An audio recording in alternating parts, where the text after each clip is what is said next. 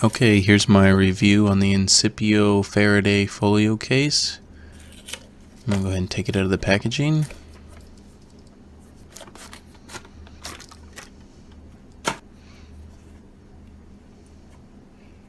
So the material inside here is really soft and very similar to the material that is on the keyboard.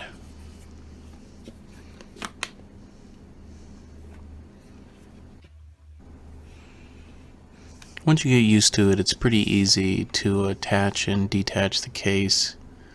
You just got to know the right spots to apply the pressure so that it snaps on evenly. And once you do it a couple times, it becomes pretty easy.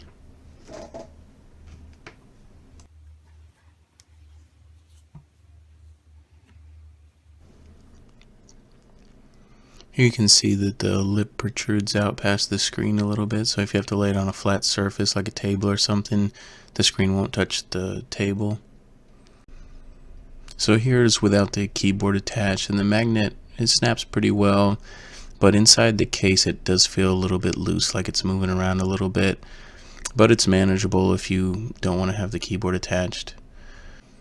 The case really fits much better with the keyboard attached. You can tell that it was actually designed for the keyboard to be included.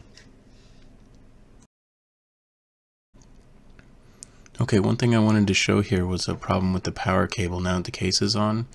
Normally with the Surface, you can fit the power cable on in two different directions.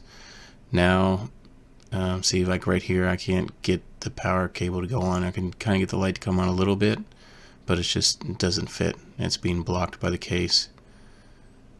So, but it works the other way just fine. So if I swap it around like this, see, it works perfect, but it just won't fit in the other direction anymore.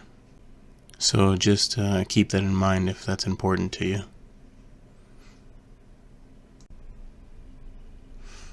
The headphone jack still has plenty of room. I think probably just about any headphones will fit in there. These are just standard iPhone headphones and they fit just fine. I haven't had any issues with it. Here I wanted to show that the USB still works. It's not being blocked, and just with a regular memory stick. I also have a portable hard drive that I plug in, and no issues with the case on there.